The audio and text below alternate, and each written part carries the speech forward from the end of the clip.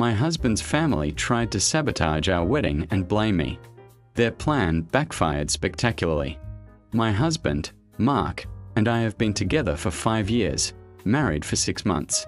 Our story, especially the lead up to the wedding, is one for the books, filled with a level of familial sabotage that honestly still makes my head spin. For context, Mark comes from a very traditional family. His parents, Robert and Susan, are well off, highly respected in their community, and incredibly image conscious. They had always envisioned Mark marrying someone from a similar background, someone they could approve of. I, on the other hand, come from a much more modest background. I'm a first-generation college graduate, work in a creative field, and have a somewhat unconventional style. From the moment Mark introduced me to them, it was clear I wasn't what they had in mind. The passive-aggressive comments started almost immediately. Susan would subtly criticize my clothes, my career choice, my family, always couched in sickly sweet tones like, "Oh, dear, that's such an interesting career path for a young woman, so artistic." Or "Your mother must be so proud of your independence, not relying on a man for financial security." Robert was more direct, often making comments about Mark punching above his weight, or implying I was only interested in Mark for his family's money. Mark, bless his heart, always defended me, but it put an immense strain on our relationship in the early days. We almost broke up multiple times because of the constant pressure from his family. When Mark proposed, I was ecstatic, but also filled with a sense of dread about what the wedding planning would entail. My fears were entirely justified. The moment we announced our engagement, Robert and Susan immediately took over, or at least tried to. They insisted on a massive, elaborate wedding at a prestigious country club, far beyond what Mark and I had envisioned or could afford on our own.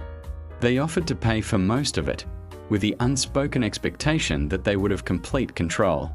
We tried to compromise, suggesting a smaller, more intimate wedding, but they outright refused, claiming it would be an embarrassment to the family name. The first major battle was over the guest list. Susan produced a list of over 300 people, most of whom Mark and I didn't even know.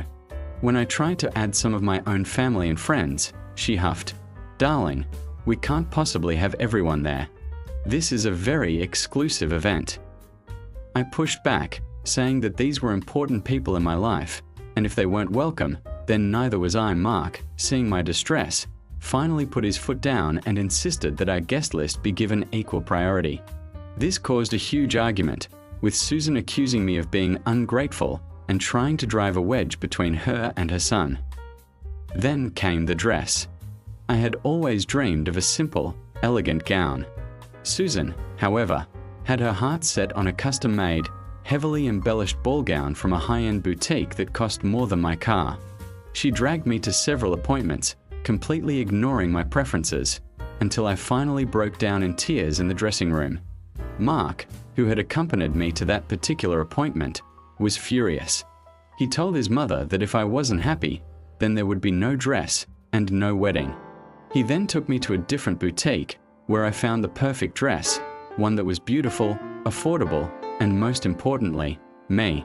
Susan was furious, calling it tacky and unbecoming of a bride marrying into their family. The cake was another point of contention. I wanted a simple, delicious vanilla cake.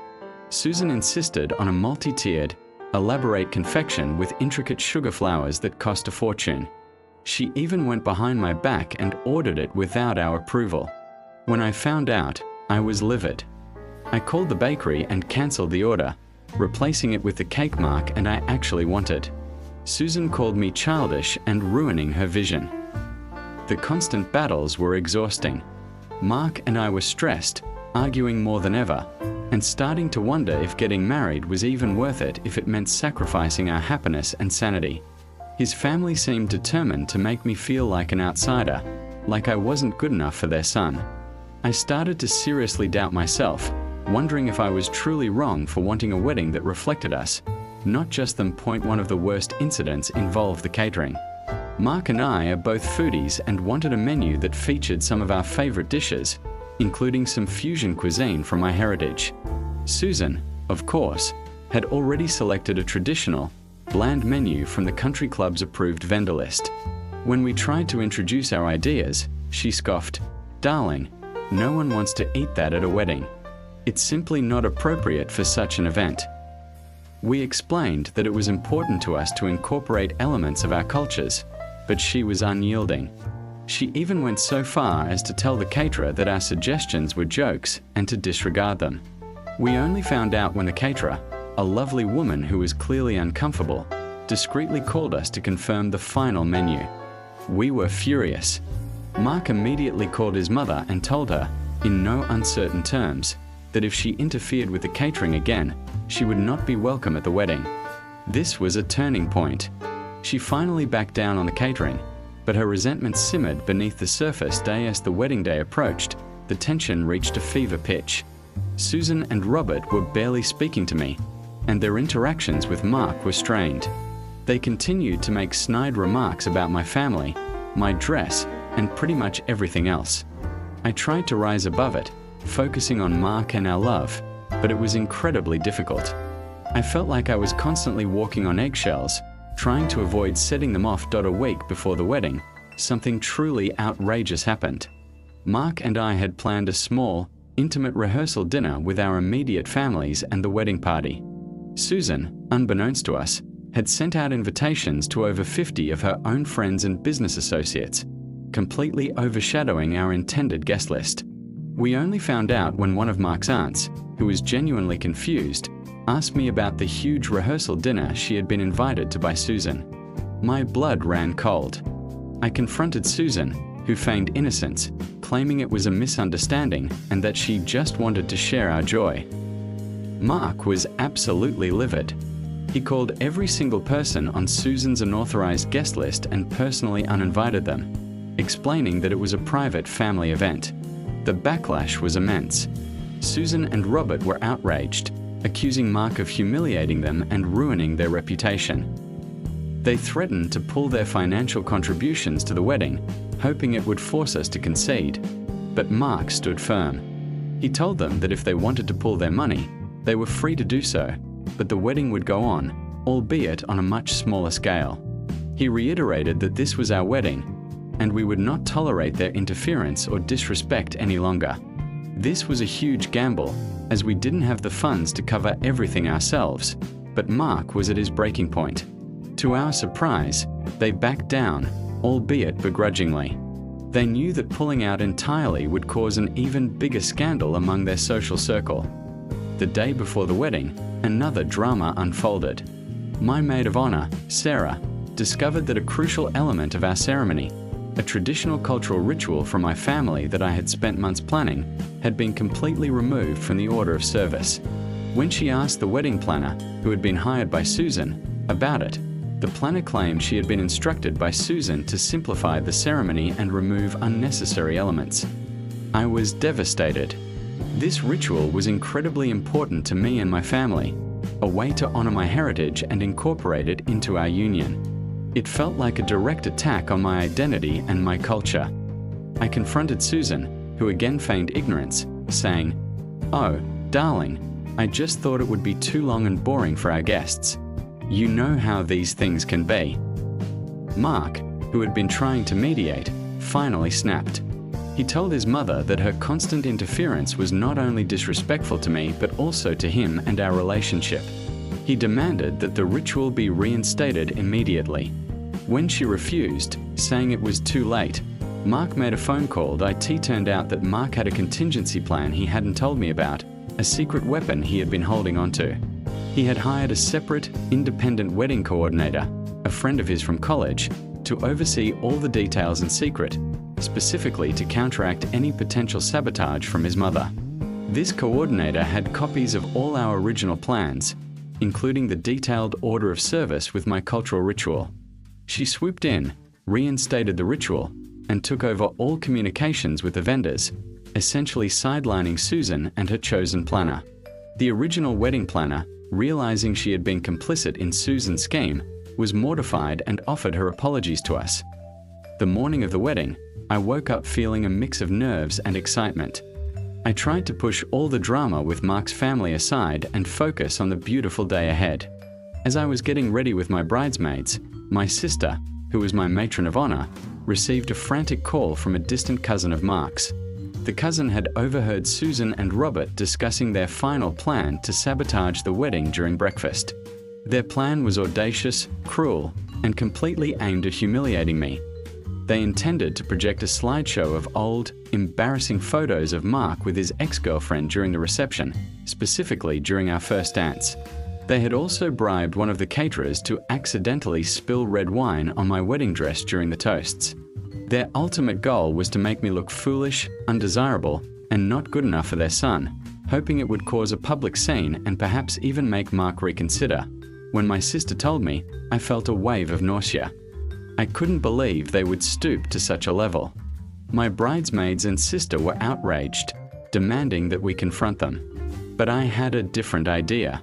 I looked at myself in the mirror, in my beautiful dress, feeling the love radiating from my friends and family around me, and I knew I wouldn't let them ruin my day. I was done reacting to their provocations. It was time for a proactive strike that I calmly called Mark, who was getting ready with his groomsmen, and explained the situation. He was furious, absolutely incandescent with rage. He immediately called his father and, in a voice I had never heard him use before, told him that if they pulled any of their stunts, he would publicly disown them, cut them off financially, and ensure they would never see their grandchildren. He also told them that he had a recording of their conversation about the sabotage, a bluff, but a good one, and that if they proceeded, he would make it public. The silence on the other end of the line was deafening. Meanwhile, my maid of honor, Sarah, and Mark's secret wedding coordinator, armed with the information, sprang into action.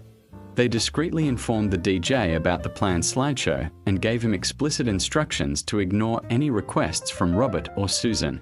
They also informed the head caterer about the planned accident and ensured that specific servers were assigned to our table, servers who were loyal to the head caterer and not susceptible to bribes. The ceremony itself was beautiful and thankfully uneventful, a poignant contrast to the preceding months of drama. My cultural ritual was performed flawlessly, and I felt a deep sense of peace and joy as I walked down the aisle to Mark. His parents looked stony-faced throughout, but they didn't cause any disruptions. The reception began, and the atmosphere was electric. Mark and I had our first dance, surrounded by our loved ones. I glanced at Robert and Susan, who were seated at a prominent table. They looked tense, exchanging furtive glances, clearly waiting for their moment.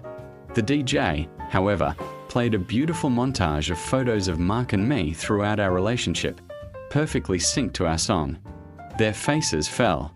The slideshow never happened. During the toasts, the head caterer herself served our table, ensuring that no accidents occurred. Robert and Susan, looking increasingly agitated, seemed to realize their plans had been foiled. Their expressions were priceless, a mixture of confusion, frustration, and dawning horror. The real showstopper came later in the evening. Mark, during his speech, had a surprise for his parents. He began by thanking everyone for coming, then turned to his parents. "To my parents," he started, his voice calm and clear, "thank you for your support throughout the years.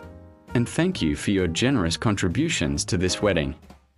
There was a beat of silence, and then he continued, "However, as a gesture of goodwill and to show my commitment to a truly independent and loving future with my wife, we have decided to humbly decline your incredibly generous financial contributions to this wedding. We want our marriage to be built on our own foundation, free from any perceived obligations." Then he paused, looking directly at his parents, his eyes unwavering. "Instead," he continued, "we have decided to donate the equivalent amount of what you would have contributed to a charity that supports young women from modest backgrounds pursuing creative careers, a cause very close to my wife's heart." The gasp from the guests was audible. Susan's jaw dropped, and Robert's face went crimson. My jaw probably dropped too, because Mark hadn't told me about this part. He had arranged everything with the independent coordinator and had secretly transferred the funds to the charity the day before. He then pulled out a beautifully framed certificate from a charity, announcing the donation in their names. He presented it to his parents with a polite but firm smile. The room erupted in applause. People were cheering, some even crying. My family was beaming, and I was utterly speechless, my eyes welling up with tears of pride and love for Mark. He had not only thwarted their sabotage, but had turned their attempt to control and undermine us into a powerful statement of our independence and shared values. Robert and Susan were utterly humiliated. They tried to make a graceful exit, but it was impossible. Their carefully constructed image of generosity and benevolence had been shattered, revealing their true intentions to a room full of their peers. They left the reception early, their faces frozen in a mask of defeat. The rest of the wedding was pure joy. Mark's extended family, many of whom had witnessed his parents' past behavior, rallied around us, offering their congratulations and expressing their admiration for our courage. We danced, we laughed, and we celebrated our love, free from the shadow of their interference. Since then, the relationship with Robert and Susan has been strained, to say the least. They initially tried to demand the money back, claiming Mark had stolen it from them. Mark simply pointed out that they had threatened to withdraw their contributions, and he had simply taken them up on their offer and redirected the funds for a good cause. They eventually backed down, realizing they had no legal ground and that further public drama would only further damage their reputation. We still see them on holidays, but the dynamic has completely shifted. Mark maintains firm boundaries, and I no longer feel the need to try and win their approval. We are a united front, and they know that any attempt to undermine our marriage will be met with swift and decisive action from Mark. They have tried a few subtle jabs since, but they quickly realized they are futile. Our wedding day, which they tried so hard to ruin, turned out to be the most beautiful and empowering day of my life. It wasn't just a celebration of our love, but a testament to our strength, our resilience, and our unwavering commitment to each other, in spite of everything. It was the day we truly became a family, on our own terms. And honestly, it was the best revenge I could have ever asked for.